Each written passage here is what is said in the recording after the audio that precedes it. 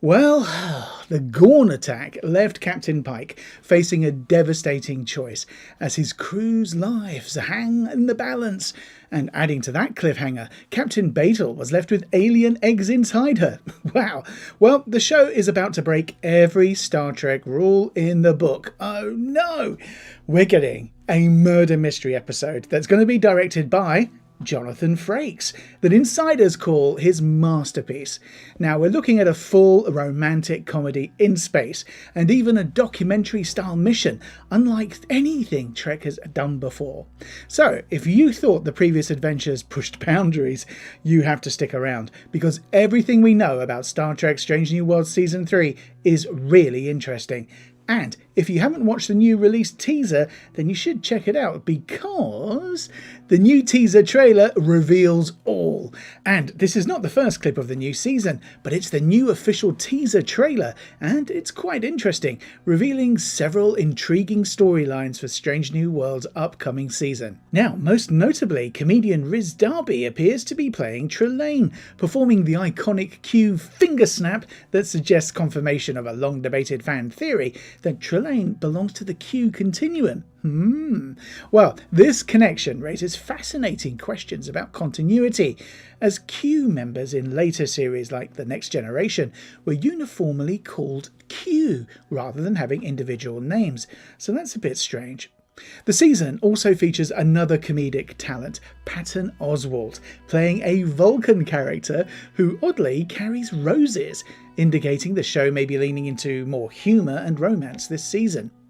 Well, the trailer showcases a Hollywood murder mystery episode set in what appears to be the 1970s, with the crew sporting period-appropriate attire, as seen with Chapel in a fur coat, Pike with glasses and curly hair, and Uhura with an afro. Well, interestingly, this seems to be a holodeck episode, and despite holodeck technology not existing in Pike's era, as scenes show Enterprise D-style yellow grid lines characteristic of 24th century holodecks.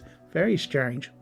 Another puzzling technological regression appears in scenes showing the crew using analog rotary telephones for ship communications. What's that about?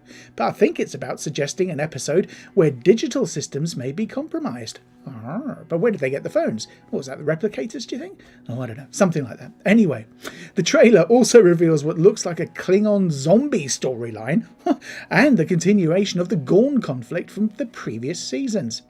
Looking at relationship dynamics now, they continue to evolve, with Spock and Chapel shown in bed together, confirming their romance persists, while Uhura appears to be developing a connection with a new character. Social lounge scenes between Kirk, who's played by Paul Wesley by the way, and also some viewers by the way, note that he resembles Jack Lord from Hawaii Five-0, you know, the original series of that. Wow, that's amazing. I suppose he does, yeah, that's true. Anyway, so the scenes with him and Scotty start to suggest the formation of their iconic friendship. A particularly interesting detail reveals a United Federation of Planets centennial celebration, which would accurately place the season in 2261, which should be exactly 100 years after the Federation's founding in 2161. So, despite Batel receiving a character portrait for Season 3, which initially suggested her survival, she did not appear in the new teaser trailer. Well, if she does survive the Gorn infection, she would almost certainly play a crucial role in the crew's understanding of the alien threat, and potentially the transformative pathogen storyline glimpsed in both the teaser and Comic-Con clip. Now, her medical situation would create natural storytelling connections to both Chapel's character arc and the arrival of Roger Korby, whose archaeological medicine expertise could prove vital in understanding both the Gorn biology and the species-altering substance affecting humans and Klingons differently. And building on these revelations, the Comic-Con First Look clip provides intriguing context for the zombie Klingon storyline glimpsed in the trailer. Wow, that would be amazing. And going back to the Comic-Con First clip, let's have a think about that. I think that the Vulcan zombie theory might well be explored. The 5-minute preview shown in San Diego Comic-Con featured Pike's crew being transformed into Vulcans through a transformative drug. Wow. Well, this transformation episode, directed by Jordan Canning as a follow-up to Season 2's Charades, seems to connect directly with the zombie-like Klingons seen in the teaser. The evidence suggests a single biological agent that affects different species, well, in unique ways, I guess. Logical behaviour in humans, timid Vulcans, but aggressive zombie-like symptoms in Klingons due to their naturally warrior-like biology, I guess. The connection becomes even more plausible when examining the analog technology scenes from both previews. The crew's use of rotary telephones could represent emergency quarantine protocols to prevent digital transmission of this mysterious transformative pathogen. Now, Chief Engineer Pelia, who was immune to the vulcanizing drug in the Comic-Con clip, it doesn't affect her just like LSD didn't, is seen in the teaser enthusiastically implementing analog communication solutions, suggesting her unique physiology makes her crucial to addressing this cross-species crisis. Now, the Federation Centennial celebration occurring in 2261 provides the perfect backdrop for this potential pandemic, as gathering dignitaries from across the quadrant would create ideal conditions for rapidly spreading this pathogen. Now, the addition of Dr. Roger Korby, played by Cillian O'Sullivan as announced at Comic-Con, adds another significant layer to this storyline. Korby, established in the original series as Chapel's former fiancé and an expert in archaeological medicine who transferred his consciousness to an android body, could be pivotal to this transformative drug plot. His expertise in both ancient medical practices and synthetic life could position him as either the creator of this substance or the key to finding its cure. With both the Gorn conflict continuation and this potential multi-species transformation crisis, Season 3 appears to be weaving together standalone episodes with a larger, more threatening arc that could fundamentally challenge the crew's identities and the Federation's unity during its centennial year. So now let us take a look into what we can expect from the upcoming season with Season 3 story details. Well, beyond the transformative biological storylines, Season 3 promises to resolve several critical plot threads left dangling from Season 2's explosive finale. The fate of Captain Batel, now harbouring alien eggs inside her body, and the captured Enterprise crew members will be addressed immediately when the show returns. The love triangle between Spock, Chapel, and her newly arriving fiancé, Roger Korby, will take centre stage, particularly poignant given the teaser's confirmation that Spock and Chapel's romance has continued despite previous complications. Now, this relationship drama gains additional complexity when considering the transformative drug storyline. I mean, could Korby's archaeological medicine expertise be connected to the mysterious substance that turns humans into Vulcans and Klingons into zombies? Well, the teaser also offers glimpses of other significant storylines set up in Season 2, including James T. Kirk's evolution.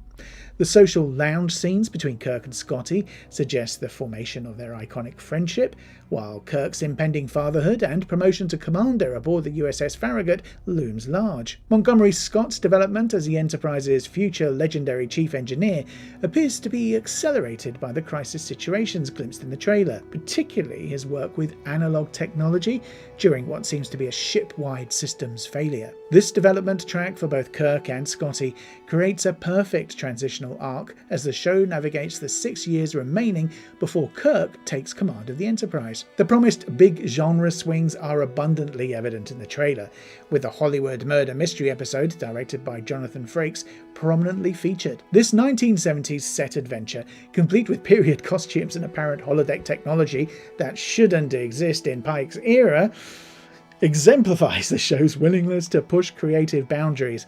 The USS Enterprise's new science lab, briefly glimpsed in the teaser, will likely play a crucial role in researching both the Gorn threat and the transformative pathogen affecting multiple species. With the Federation's centennial celebration serving as a backdrop for these converging storylines, Season 3 is positioning itself as both a resolution to existing plots and a bold new chapter that breaks Star Trek's established rules while honouring its legacy of exploration, both scientific and narrative. The good news is that the entire main cast is confirmed to return for Season 3. Anson Mount will continue leading that crew as Captain Christopher Pike, and Ethan Peck will come back as Spock, and Rebecca Romijn as Number 1, completing the command trio. The rest of the beloved crew returns as well. Jess Bush as Nurse Christine Chapel, who will face, well, complicated emotions with her fiancé's arrival, Celia Rose Gooding as Nyota Ahura, and Christina Chong as Lan Noonien Singh, Melissa Navia as Erica Ortegas, Babs Olusanamokun as Dr. Mbega, and Carol Kane as Chief Engineer Pelia. This continuity will be essential as the crew faces both the continuing Gorn threat and the mysterious transformative pathogen affecting different species across the quadrant, so stay tuned for that as well. So, with guest stars like Rhys Darby appearing to be what seems to be Trelane, potentially confirming his connection to the Q Continuum, by the way, Patton Oswalt as a Rose-carrying Vulcan, and Cillian O'Sullivan joining as Dr. Roger Korby, Season 3 is expanding its character roster in intriguing ways. Paul Wesley will return as Lieutenant Kirk, continuing his journey towards eventually commanding the Enterprise. The trailer suggests deeper development of his friendship with Martin Quinn's Scotty, creating foundations for their famous future relationship. With the Federation Centennial Celebration serving as a backdrop for these character dynamics, summer 2025 can't come soon enough for fans eager to see how these storylines unfold across Strange New Worlds' unique blend of standalone adventures and seasonal arcs. And if you think that's exciting, Paramount Plus has renewed Strange New Worlds for Season 4! Yes, Paramount Plus has already given Strange New Worlds an early Season 4 renewal before Season 3 even premieres. Unlike Season 1 and Season 2, which filmed back-to-back, Season 4 production is scheduled to begin in Toronto in spring 2025, setting up for a 2026 premiere that will perfectly align with Star Trek's massive 60th anniversary celebration. Whoop whoop! It's too early to tell what new adventures await Captain Pike and his crew, but knowing that more voyages of the Enterprise are officially guaranteed gives us all something extra to look forward to beyond these upcoming mind-blowing Season 3 storylines. And while Paramount hasn't announced an exact premiere date yet, fans can expect Strange New Worlds to return in summer 2025. And there you have it. I hope you enjoyed this video and this update, and that's everything we know about Star Trek Strange New Worlds Season 3. I'll see you next time. Live long and prosper.